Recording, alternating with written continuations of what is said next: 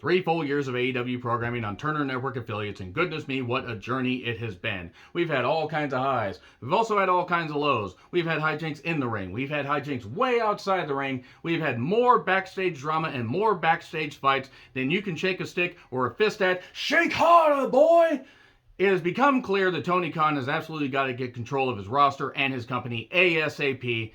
But first, he's got to stop being on that Herb Abrams diet, because that sure as fuck ain't helping. Anyway, I'm John Recton with my review of AEW Dynamite's 3-year anniversary show from where it all started in 2019, Washington, D.C., our nation's capital. There were some good moments on this show. There were also some moments that made me think, this company hasn't grown as much as I would have hoped. And judging by how that arena looked, it seemed like it wasn't all that full. The crowd was loud, but the worm is starting to turn, as some people have noted. And I feel bad, because there are talents really trying to make this company succeed. But unfortunately, the egos are eating any potential this company has. They're eating it alive. They are absolutely devouring it. Even with the Elite suspended, even with CM Punk suspended and injured, and likely never coming back. There are problems that have been bubbling up in this company for a while. I mean, let's just talk about the fact that Sammy Guevara and Andrade El Olio apparently got into an altercation. Depending on who you believe, well, Andrade said that he was going to basically show Sammy what's for. He was going to come and say it to his face. And Sammy liked the little bitch when he got Eddie Kingston suspended, because Tony Khan, for whatever reason, thinks that Sammy Guevara is still worth a damn, despite the fact that after that incredible cutter off the ladder that he did, when he faced Cody Rhodes earlier this year, it has just been a steady and steep just decline for Sammy Guevara. Now people barely react to what he fucking does, except venomous boos, and not boos like, we want to see you get beat up. Like, no, we don't want to fucking see you anymore, you goddamn stupid ass brainless dweeb. This guy's got to fucking grow up, and he better save his goddamn money, because I guarantee you, he ain't getting another contract anywhere else. Whatever happens with AEW, with their next television negotiations, whatever happens in the future, Sammy better save his goddamn money, because he keeps falling on his goddamn head. Not that he really had much of a brain to begin with. I mean, that became clear once comments came out about what he wanted to do to Sasha. And oh, sure, he apologized. Okay, he can apologize for that stuff, but he clearly hasn't learned, because this is a second backstage fight that he apparently has been involved in what, 2 months? Goddamn, maybe the problem really is Sammy Guevara, because apparently a lot of people reportedly do not like him. And apparently a lot of fans don't either, because the crowds have really fucking turned on him. Let's talk about the show. Excalibur, Taz, and Shivani on commentary. Regal joining for the first match. Ian Riccaboni from Ring of Honor joining for the last match. There was a 15-minute overrun.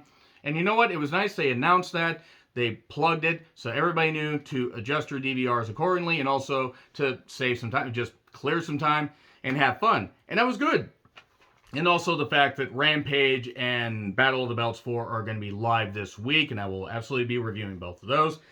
So anyway, MJF took on Wheeler Yuta. MJF got a decent reaction despite the fact that there were fans booing. They still love him because he is a star. He's one of the pillars. Definitely not Sammy anymore.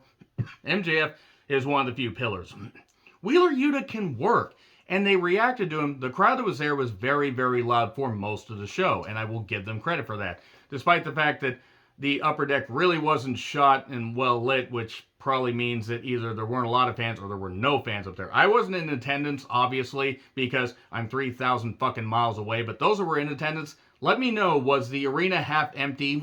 Because you guys were really goddamn loud, but it's just how it was shot, because it was very tight on the ring and the stage and everything. So, MJF sold like mad for Yuta, and Yuta, again, can work. It's going to take a while with Yuta before he's really ready for what they're trying to do with him, but he's embracing it. He was good in the Best of Super Juniors. He's grown this year. I appreciate what he's been doing. I did not like the near fall tumbling act. I didn't like it. I don't like it in a lot of matches. If you did a 1-2, 1-2, 1-2, and then maybe did one more, and then okay, we're at a stalemate, we go back to wrestling. No, they did this like 15, 20 times. It just wasn't very good. Alright, there was a Rana off the top. Wheeler did a nice splash, about 3/4 across the ring for 2. And then Salt to the Earth, focusing on the arm that Yuta had injured earlier in the match. And eventually he gets a variation, gets the win, and that was good. And then a handshake from Muta looked like MJF was about to. Lee Moriarty with his bright green Dennis Rodman inspired hair.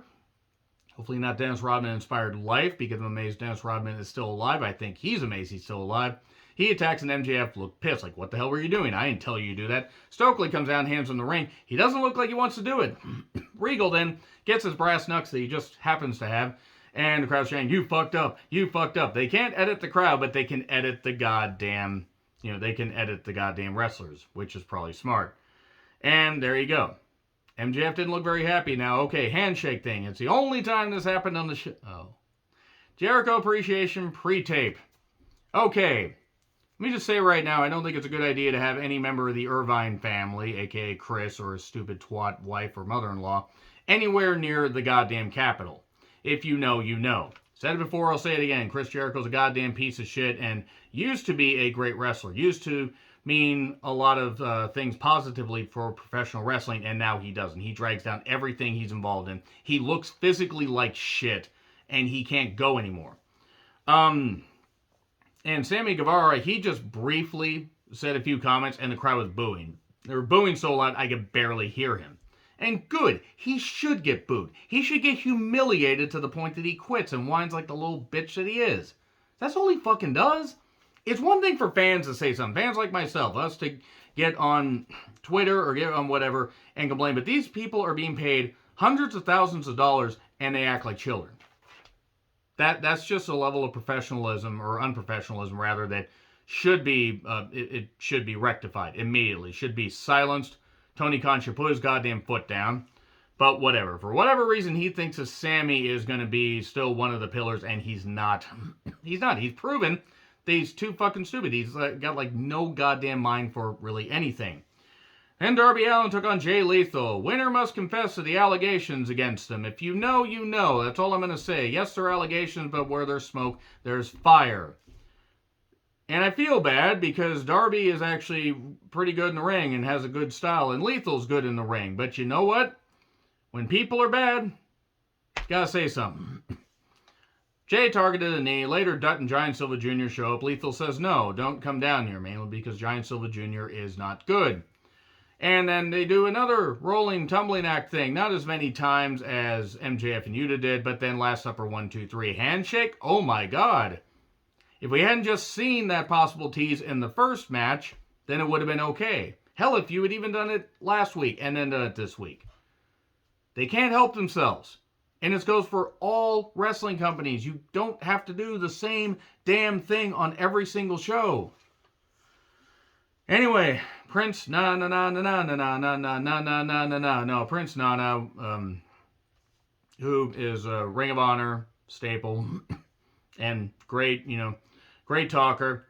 He has his guys, Khan with a U, Toa Leona, and Brian Cage, who is still under contract for whatever reason. He says this isn't Cage's return, this is his arrival. What? You've been with the company since 2020, you fucking goddamn juiced up freak. Don't have Brian Cage fucking talk. Let's get to Brian Cage and Wardlow, which was, big meaty men slapping meat, as Big E once said. TNT title open challenge. Brian Cage exists. Look, he did some good stuff here, but he's also never going to be an experienced worker. I've seen him at an indie show. He's fine, but he's not very interesting. They do, Rana counters, which was pretty cool. Wardlow catches himself and does a fucking whisper in the wind. It could have ended badly.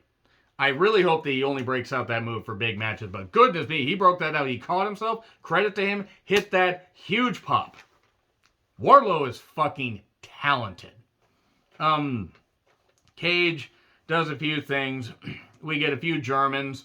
That was pretty nice. And then we get a Powerbomb Symphony 4 times. 1, 2, 3. And then we get Toa Leona and Khan coming down. And then we get Joe coming down. And then FTR comes down to a huge pop. FTR, the best tag team in the company. They were the best tag team in the company when the Young Bucks were there. Because the Young Bucks weren't even the 5th best tag team in their own company. Weren't even the 5th best tag team in New Japan when they were there. And I don't care who that angers. That's my opinion. FTR, though, cool. Great to see him. Book him. You have the best goddamn tag team in the world. You only run 1, maybe 2 live shows a week depending on the taping schedule. Come on, Khan. Let's do something. And by the way, Khan, K-A-U-N. Guy has a great look. Hopefully he gets to be featured a little bit more. So, Britt Baker in a pre-tape says, Saraya is not medically cleared by doctors. Oh, darn. Jeez, this can only mean one thing. Saraya probably is cleared or is about to be cleared. Jamie Hayter gets a huge pop. Fucking Christ, I love Jamie Hayter. Not so much for Saraya. I would care about pronouncing her name correctly, but she's a no defender of abusers, so she can suck in her slinky neck and goddamn get tangled for all I care. Tony gets a decent pop.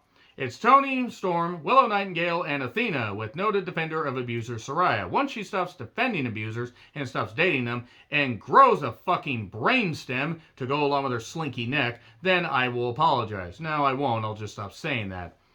Versus Jamie Hayter, Serena Deeb, and Penelope with Britt and Rebel. Let me just say right now, the crowd was also chanting for Serena Deeb. You guys deserve the Commanders and the Nationals losing constantly. Look at who Deeb's dating. Need I say more? Hayter. Fucking love Jamie Hayter. She has risen up so much this year. She has done such great shit. Pace is good. It did get messy at the end. I'm glad this got time because it was nice to see all these women doing some stuff. And Willow has the personality to pull off being featured more. She's good enough in the ring. She will get better, but she's got the personality and the pizzazz to make up for any deficiencies that she needs to build up in the ring. And they aren't that many deficiencies. Just a little more fine-tuning, but she has that star quality. And so Penelope Ford, I thought, really got rocked when she tried to do her springboard elbow. That looked deadly. And then Dr. Bomb by Willow, 1, 2, 3. She was emotional afterwards. Good stuff. Very, very good stuff. And then Saraya got physical with Britt. Oh no! Of course, Saraya got involved with somebody that is an experienced oral surgeon. So, yeah, I'll take that cheap shot because she fucking deserves it. You stupid goddamn twat, I feel bad for ever defending you when it came to Alberto El Patron. Anyway, oh yeah, by the way, I'm sorry that her uncle passed away. I am. Feel bad, nobody should have to experience the terrible loss of a family member. Still her slinky neck, she can fucking fuck off with that, and her boyfriend, husband, Ronnie Radke, he can fucking piss off. He should be in jail for goddamn life for all the shit he did. Anyway, G.I. Jose grills private party. Do the right thing or else. By the way, Roosh is there. And then the Acclaimed and Billy Gunn, Daddy Ass come out for National Scissoring Day. Shrieking, blue is the warmest color noises. That was a great movie. Just ignore what the director did to the actresses. Just basically tortured them with constant reshoots and everything. Great movie. Terrible director. Guy deserves to be strung up at the town square. The exchange of the night. Scissor me, Taz. No. Shivani's. I won't leave you hanging, Tony. Excalibur said. That might be one of my favorite announcer exchanges all year. Caster raps about the senators being stupid, Biden stutter, loans. I didn't get a chance to write it all down, but it was a good rap like you would expect. Not his best one, but it was good enough. And it's National Scissoring Day, and it's the National Scissoring Sermon on the Mount of Scissoring and all kinds of scissoring. And Eric Bischoff tweeted out that, oh, and I'm out. What's wrong, Eric? Couldn't you find your scissors? Remember when Eric said that to Sid when they were doing the shoot thing for the reboot episode? Eric, who let Hulk Hogan run wild and had his own head, had a stuffed version of his own head, a mannequin head, while he's feuding with Warrior, had Warrior standing in the mirror, and only Hogan could see him, had Disco Inferno featured constantly, and featured a whole bunch of other goofy shit. I'm not saying the scissoring thing wasn't goofy, and it is goofy, and it shouldn't work. It shouldn't work at all, but it's funny, and it worked here. Me thinks that Eazy-E might be having a few issues here, and, well, maybe he's hung around Conrad Thompson too goddamn much, because Conrad Thompson tends to have his brain parasites infest the heads of other people. But Conrad Thompson as well. So, Anthony says, I know a thing or two about scissoring. This was funny. It's not exactly for me, but I found it entertaining. The Acclaimed are super over. The fans were eating this up. Billy Gunn does a couple references for the millions and millions. I got 2 words, all that. And City Hall scissors instead of the key to the city. And then we're about to do a bipartisan scissoring. And before that, Caster mentioned how his dad was part of the Super Bowl 17 Washington football team's Super Bowl win. And that ring means a lot to him. And the first ever bipartisan scissoring interrupted by Swerve. He's going to knock Billy and he's going to kick his ass in Toronto next week. And he challenges Billy, says, I could beat your ass here. I'm going to beat your ass in Toronto. Mark Sterling shows up and then gets beat up with a leg drop to the balls. And then scissor me, daddy ass. It was funny. This was fine. This was good comedy, unlike anything Jericho does. If they go too far with it, if they continue to do stuff like this, if they just do it occasionally, then it's all right. This was fine. And then we have a pre-tape on the Dark Order and Death Triangle. That's going to be the match that replaces 10 versus Sammy. Or no, 10 versus Andrade, because Sammy decided to be a little bitch. So one day Sammy Guevara is going to piss off the wrong goddamn person and they are going to end up dropping him on his goddamn head. Like he dropped Ruby on her goddamn head. And it'll be fucking karma and nobody will feel bad. Not even Sammy's own family. Especially not his girlfriend, Ty Kunte. So anyway, Madison Rayne and Sky Blue are there. Madison Rayne looked like her mother right there for some reason. I don't think that hair color works. And I'm an expert on hair. Anna Jay, who should not cut promos unless they're going to give her better verbiage. Or unless, I don't know, maybe they get her away from Ty Conte. There's going to be a match on Rampage. Hi, Sky Blue, you're taking the pin. I like Sky Blue, but she's taking the pin here. Roosh versus Hangman. I wanted to care because I like Roosh, and Hangman had a decent enough title reign, but he self-destructed, went into business for himself and everything, and tried to defend Colt Cabana, a whole bunch of other stuff. And look, I understand hanging your hat on your friend and doing whatever, but Hangman fucked up.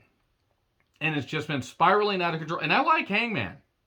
But his stock has fallen so goddamn far. Crowd did chant cowboy shit. And there was cable choking or whatever, straight out of Fayetteville from June 23rd, 24th, 2007. If you know, you know. They made Aubrey look dumb. And I like Aubrey. They just make her look ineffective sometimes. All these goofy distractions. Roosh's nose was bleeding. They did some good stuff, but again, the match is Buckshot Lariat 1, 2, 3. And then Private Party shows up, and then Mox shows up, and Private Party just stands on the stage. They're literally 15 feet away. You could have attacked them? Whatever. So Mox says, hey, I've been waiting 3 years to face you in 13 days, because on the 18th, I believe, it's going to be Tuesday Night Dynamite, which means I'm going to be catching up on NXT, that, and the 3rd episode of Tales from the Territories. Probably Wednesday. There's going to be a lot of reviews coming up that day, since I'll be going back to normal shifts. So anyway, I'm going to break your face. I'm going to choke you out until you turn blue because I have to beat you to basically get rid of you to be the number 1 guy. You're my number 1 guy. And then Paige basically says, well, if you just can't wait, what's stopping you? What's stopping you from coming at me? Moxley said, I'm going to let you out with a warning. Watch your mouth. Wild Thing. Shivani was backstage with Willow Nightingale, who was thrilled, and then, unfortunately, Jade was here. Layla Gray looks great, by the way. Look, Jade looks great. Jade just can't wrestle at all, and it's obvious. Kiera Hogan was also there. Willow challenges Jade, despite the fact she's faced her twice and lost, but Willow says, can you beat me a 3rd time? She probably will. And I'm not knocking Willow. I will be amazed if Willow Nightingale beats Jade for the championship. I won't complain. I hate to say it, I think it should be Jamie Hayter. Anyway, Luchasaurus beat Fuego del Sol, and then Jungle Boy showed up. You were supposed to be my friend! You chose him over me, and you broke my heart! Zoinks! Now I'm going to break you, bit by bit by bit. Name the time, name the place. Christian said, okay, next week in Toronto. That summarizes that. Rampage, Death Triangle versus Dark Order for the Trios Championships. Varsity Blondes versus Tony Nese and Josh Woods. Anna and Ty versus Madison and Sky. Moxley, Claudio, and Wheeler versus Roosh Party. And in Battle of the Belts, Trent versus Pac, All Atlantic Championship. It's going to be FTR versus Toa Leona and Khan for the Ring of Honor Tag Team Championships. Jade and Willow for the TBS Championship. That's going to be live. They better, God, please announce another match. Please announce another match. I don't care if you just have the Acclaimed versus somebody. Put the Ring of Honor, put Joe versus somebody. Please. Please. Because do not expect Jade to have a long match because she can barely get through her entrance without stumbling. So anyway, Dynamite, Jungle Boy versus Luchasaurus, Billy versus Swerve, Jericho versus Danielson, Ring of Honor Championship. It'd be great if Danielson won. He won't, but it would be great. Another Irvine family member near the DC Capitol building. Boy, that's dangerous. Fuck Chris Jericho. Fuck his goddamn stupid wife. Fuck his mother-in-law. Fuck anybody who supports Donald Trump. Fuck you. You don't fucking deserve to exist on this earth. Anyway, tear it for the Judas once again. Danielson is over as fuck. Garcia, sort of. They weren't as into Garcia, I think, until a little bit later. Ian Riccaboni joins commentary. Danielson and Garcia. Fuck you, Sammy, and you still suck, Chance, because anytime Sammy did anything that people popped for, even a number of months ago, even as recently as March of this year, they don't care. Because Sammy fucking burned the goodwill with them. And he fucking deserves every bit. They should have been allowed to throw batteries and a whole bunch of shit at him to fucking humiliate him. Would have ran away like a little bitch, just like Shawn Michaels did when he was in that Little Rock, Arkansas house show. If you know the story, you know the story.